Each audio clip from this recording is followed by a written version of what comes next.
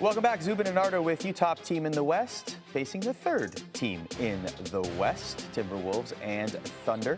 Anthony Edwards, Shai Gilgeous-Alexander, they are ready to go. First quarter, Thunder up 2. Gilgeous-Alexander will drive, finishes the layup, plus the harm. After the free throw, the Thunder are up 5. Closing seconds of the first, Wolves down 8. Anthony Edwards dribbles through the Thunder defense. He'll hit the 3 at the buzzer. Team high 25 points, Thunder by 5 after 1 second quarter. Gilgeous-Alexander drives and finishes the tough layup over Rudy Gobert. Back up 5 is OKC. About a minute later, Gilgeous-Alexander drives and draws the attention of Gobert and Karl Anthony Towns. Kicks it out to Lou Dort for the 3. The Thunder had 21 assists in the first half, most in any half this season. They ended with 35, Thunder by 6 at the break. Third quarter, Gilgeous-Alexander drives right at Gobert, finishes the layup. Tough take from SGA. A few minutes later, Wolves down 9. Edwards drives through the defense, finishes the tough layup inside. Edwards trying to keep the Wolves in it. Under 5 to play. Gilgeous-Alexander gets in the paint, hits the tough mid-range jumper. Game high 34 points for him. Minute later, Gilgeous-Alexander, more from him. He is heating up the turnaround jumper. Few possessions later, the Wolves would turn it over. Gilgeous-Alexander comes in transition, draws the defense, and kicks it to Dort for the 3. Causing issues for Minnesota is SGA. 30 seconds left in the third. Thunder up 9. SGA again drives inside, hits the lefty scoop layup. Gilgeous-Alexander with his 20th 30-point game this season, the second most in the NBA. Thunder by 11 after 3. Thunder up 15 now. Gilgeous-Alexander will drive, gets Gobert off his feet with a pump fake, then hits the lefty scoop layup. A great play by SGA. Again, one of the best defenders in the NBA we're talking about here. Just a terrific play. Under 5 to play, Gilgeous-Alexander drives, makes another lefty scoop layup. The Thunder win 129-106, second most allowed in the game this season for Minnesota. Taking a look at the most 30-point games this season, Luka Doncic has 21, Joel Embiid, and look at Shai Gilgeous-Alexander right in that company with 20. Only Luka Doncic has more with 21. Wemby is back. His ankle injury showing off some soccer skills before the Spurs take on the Jazz. Earlier this week, his fellow #1 pick in the NHL, Connor Bedard, was taking slap shots with him. Looks to be in fine shape there. First play of the game, Wembanyama with a nice pass to Julian Champagnie, who hits the 3. Spurs lead 3-zip. Midway through the first quarter, Spurs lead 13-7. Wembanyama spins off of Kelly Olynyk and finishes high at the rim. Spurs lead 15-7. Wembanyama had 15.7 rebounds for us this second quarter. Now Jazz down by 3. Jordan Clarkson finds Lauri Markkanen, slams it home. Jazz trail by 1. 7 seconds left. Markkanen gets inside, spins and scores. Jazz lead by 4 at the half. Into the third quarter, Jazz up 6. Spurs turn it over. Olynyk throws it ahead to Colin Sexton. Watch this. 360! Come on now. Will that make the top 10? Probably. Should. It was my decision. Keldon Johnson slams it over 2 Jazz defenders. That might make it 2. My goodness, 26 points. Spurs trail by 7 after 3 quarters. Under 8 minutes left, Clarkson drives inside, throws it down. Jazz up by 13. Clarkson with 24 points. Clarkson inbounds to Markkanen, nails the 3-pointer. Jazz win 130-118. Here's Coach Pop afterwards on Wemby's performance. He didn't look 100% to me. But he says he feels fine. We'll see how he feels now. With that in mind, would you anticipate him playing both ends of that back-to-back in Portland? He's not going to play back-to-back.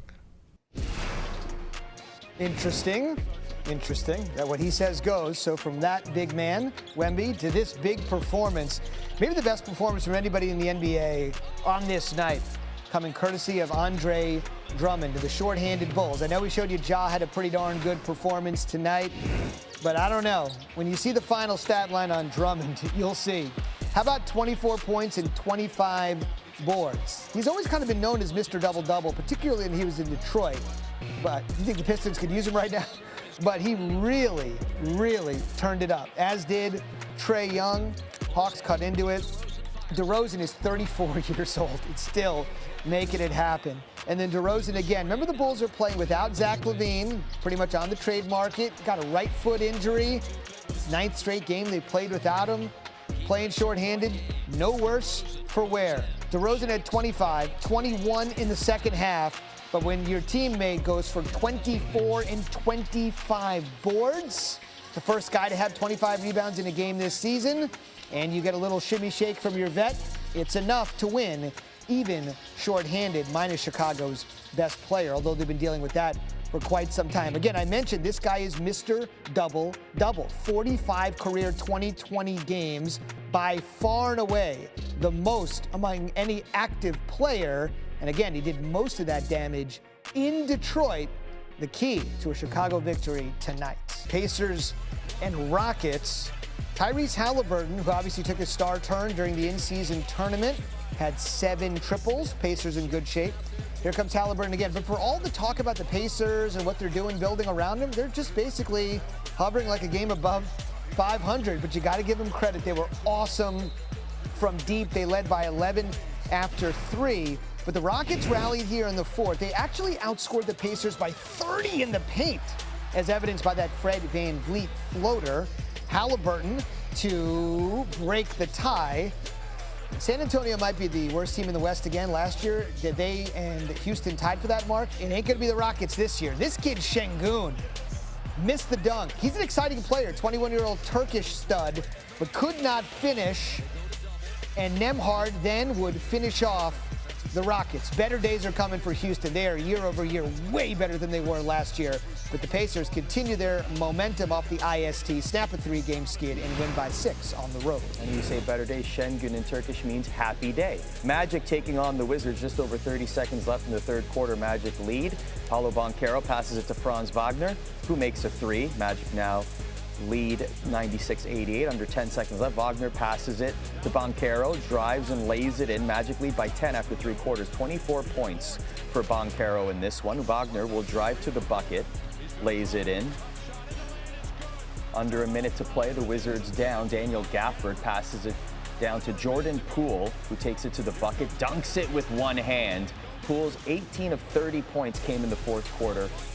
Here's Goga Bitadze, who dunks it with both hands. Nice pass from Banchero. Magic hold on to win 127-119. Washington's 16th game, allowing at least 125 points. Wagner at 28 points, 9 assists, and 8 rebounds in this one. Banchero also added 8 assists. Pistons were looking to avoid losing their 27th straight. The Grizzlies haven't lost since Ja returned.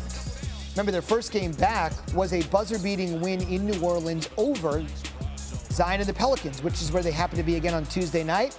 Zion has faced a mountain of criticism this year, but he's trying to stay with it. Morant with the steal on Zion, top 2 picks in the 2019 draft. He'll leave it off for his teammate, Biyombo. What I thought was interesting was Ja said during his 25-game suspension, the only group of people I talked to were my teammates. I didn't talk to anybody else in the league. Probably a good thing. Keep it tight in the circle, in the family. Morant said after the win the other night, I'm at a 10 on a scale of 1 to 10. I'm just here playing ball. I'm putting it behind me. I'm learning. I'm growing. I'm getting better. Double clutch in the fourth. Pelicans are going to try to rally. Ingram to Zion, who had 23. They're back up 6 again. Grizzlies won the first game with Ja back here. Then they won their home opener. Then they won again the other night. So they're looking to go 4-0. They'll get within 1. Here's where it gets interesting. 5 ticks to go. Morant's got it to the rack. Willie Green wants a challenge. Was there any contact there? The Pelicans coach is like, let's take a look at this. I know he's a star. I know he's Ja. I know he gets the calls. But, I mean, there's like nothing there. Maybe touched his sleeve, reversing it. So with 0.4 to go, the Pelicans aren't going to bail him out, are they? They are. Wow, Jaren Jackson Jr. is fouled by Valanciunas. That one appears to be clear. A lot of contact. Valanciunas' right arm there. So Jackson goes to the line, makes the first, and Willie Green's like, what? Tied. Here comes the one to put him ahead. Nope. So we're going to overtime. And in overtime, Ja making his presence felt, stepping back mid-range. During the 25 games he missed, the Grizzlies went 6-19. In the 4 games in which he's in the lineup, they're going to be 4-0. Jackson Jr., oh, nice. Soft left hand. And then it only seems appropriate. He's your guy. You're building around him. Let him seal the deal, literally and figuratively, up for Ja. 4 games, 4 wins, 31. The first one came on a buzzer beater against the Pelicans. The most recent in overtime over the Pelicans. Jazz just got Zion's number, 116, 115, the final. As for the teams that can't win. Yeah, here it is, 26 straight losses, looking to avoid 27. That would be the single season record in history. Only 6 teams across the 4 major leagues in North America have ever lost this long consecutively. And they aren't great against the Nets, but it started good at first. Bojan Bogdanovic with the easy layup. They led by 5 early. They've lost their last 5 games at home against the Nets, as you saw. A few minutes later, Pistons now lead by 8. Cade Cunningham feeds Bogdanovic for the corner 3, and the Pistons would lead by 11. Motivated early to not get to 27. Next Pistons possession, Bogdanovic hits the jumper with the foul. They led by as high as 14 in the first quarter. In the second, Mikal Bridges will hit the fadeaway jumper, and the Nets would take the lead, 39-38, less than 30 seconds later. Alec Burks turns the ball over after his pass hits the head of Isaiah Stewart. Back come the Nets on the other end. Royce O'Neal takes the pass, drills the 3. A 9-0 run for the Nets. They had a couple of big runs like this in this game. Nick Claxton swats the dunk attempt of Kevin Knox. Spencer Dinwiddie then throws a lob to Claxton. He finishes the alley-oop. Keep this highlight in mind for later in the show. The Nets lead by 7 at the half. Remember, Detroit led by 14. And now they're down 7 at the half. After a disastrous first half, scoring only 4 points, Cunningham took over, scoring 18 on 6 of 7 shooting in the third quarter. The Pistons trailed by 3 at the end of the third quarter, setting up a thrilling final frame, especially for neutral NBA fans that tuned in to perhaps see the record set.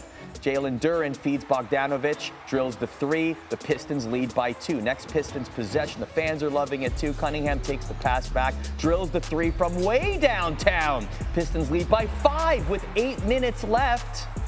All right, getting into the spirit is Detroit City. Bridges pulls up, fakes, then hits the fall away jumper. Nets tie the game, then would take the lead under 2 minutes to go. Cunningham drives, spins, hits the layup with the foul. It sinked the free throw. Pistons trail by 3. Next Pistons possession. Cunningham makes a beautiful move, makes the layup. 37 second half points for Cunningham. He finished with 41. The Pistons trail by 2. Cam Johnson feeds Dorian Finney-Smith in the corner. He will drill the 3. The Nets lead by 5. 23 seconds to go. The Pistons trail. Cunningham driving, loses the basketball. It goes out of bounds. Brutal turnover from Cunningham. A timely moment in the game. 7.5 to go. Pistons need a miracle, trailing by 6. Bridges misses the 3 free throw. Pistons get the rebound. Burks throws it out of bounds. 27 in a row. 118-112. Here's Monty Williams after the game. You have to be real about where we are. Nobody wants something like this attached to them. The bottom line is it's my job. It's my responsibility. I've been through tough playoff losses, and this is relative to that. When you lose a playoff game, when you get eliminated, this kind of feels like that. Basketball is what we do. It's the body of work that we take a lot of pride in, and you take pride in it because you want to win, and we just haven't done that. And again, that's on me. Don't jump off the boat. We gotta stay together.